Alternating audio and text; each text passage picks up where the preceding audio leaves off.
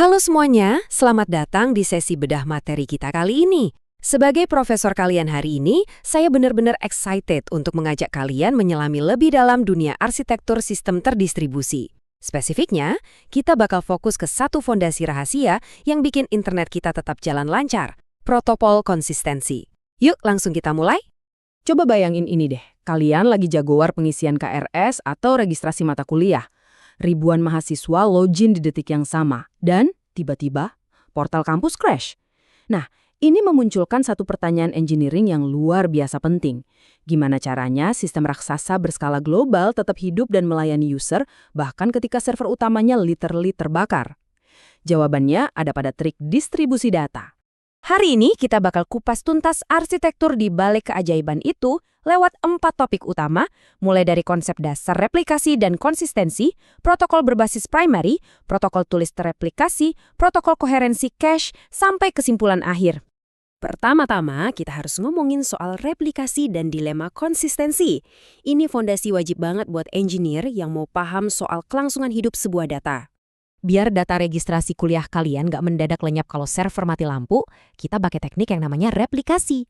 Simpelnya, kita fotokopi atau bikin salinan data itu ke banyak mesin.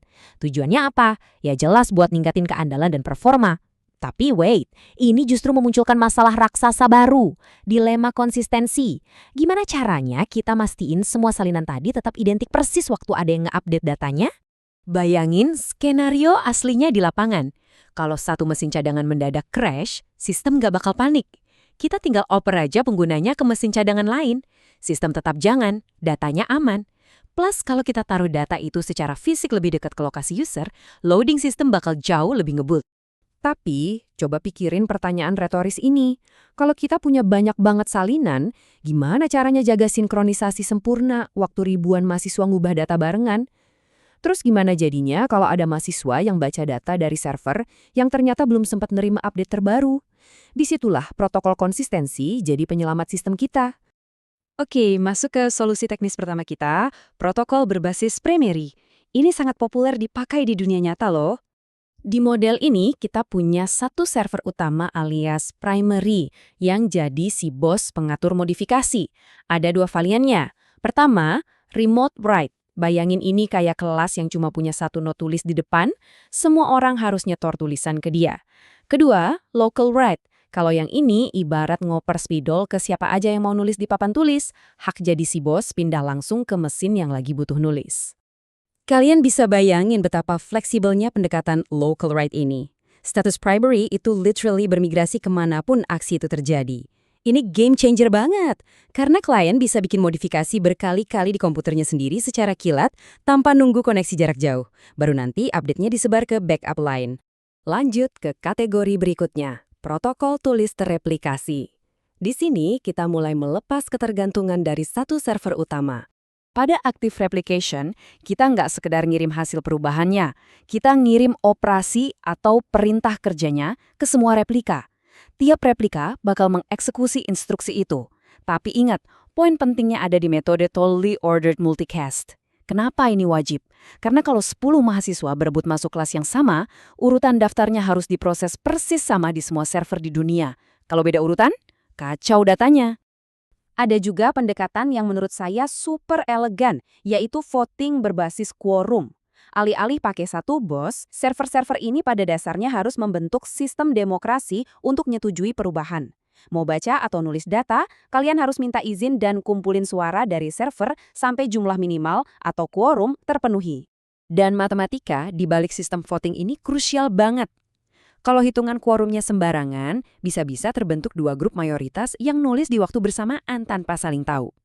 Hasilnya, 2 update tabrakan disetujui barengan dan boom, data sistem kalian korup tak terselamatkan. Sebagai calon engineer, tolong ingat baik-baik rumus emas ini. Quorum baca ditambah quorum tulis harus selalu lebih besar dari total jumlah server. Syarat harga mati inilah yang memaksa kelompok yang baca dan yang nulis pasti punya minimal 1 anggota server yang sama, jadi secara absolut mencegah terjadinya konflik baca dan tulis. Sekarang kita masuk ke strategi rahasia yang diam-diam bekerja tiap kali kalian buka browser. Protokol koherensi cache. Caching itu sebenarnya ya replikasi juga, tapi dikendaliin langsung sama komputer kalian. Tantangan utamanya, kapan sih data cache itu dibilang kedaluarsa atau basi? Kita butuh strategi koherensi yang solid banget untuk deteksi kapan cache kalian itu usang, biar sistem bisa segera tarik versi terbaru dari server. Nah, pas kalian diizinkan ngubah data di cache, kita bisa pakai strategi write-through. Klien seolah dikasih kuasa jadi primary sementara. Tapi catat, setiap ada perubahan sekecil apapun, itu seketika, detik itu juga dikirim ke server utama. Jadi kalau laptop kalian tiba-tiba mati, data nggak ikutan lenyap, walau memang bikin lalu lintas jaringan agak sibuk. Alternatifnya, kita pakai senjata yang lebih ngebut, write back cache. Ini bakal ningkatin performa secara drastis. Caranya, kita biarin aja perubahannya menumpuk banyak di perangkat lokal dulu, baru lapor ke server nanti belakangan. Kecepatannya maksimal, tapi kalian sebagai engineer harus ekstra waspada pas waktunya ngegabungin data-data itu balik ke pusat. Oke, kita udah sampai di penghujung materi.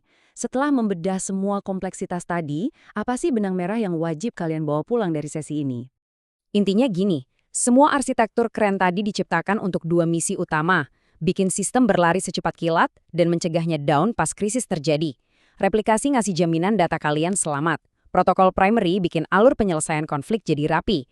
Quorum memproteksi data lewat matematika ketat, dan cache ngasih tenaga super di perangkat klien. Dan seperti quote legendaris dari Profesor Tannenbaum di buku teksnya, kita selalu dihadapkan pada satu trade-off abadi. Sinkronisasi global itu ongkosnya mahal banget buat performa. Kadang, maksa bikin data 100% konsisten di seluruh dunia justru bikin sistem kalian super lelet. Ya, ibaratnya obatnya malah lebih nyiksa daripada penyakitnya. Jadi saya mau ninggalin satu pertanyaan reflektif buat masa depan karir engineering kalian, pengorbanan apa yang bakal kalian pilih? Maukah kalian biarin sistem ngebut dengan risiko sedikit nabrak datanya sementara? Atau kalian kekeh pada akurasi absolut walau harus ngorbanin kecepatan jutaan pengguna? Keputusan besar itu kelak ada di tangan kalian. Teruslah bereksplorasi dan sampai jumpa di sesi bedah materi berikutnya.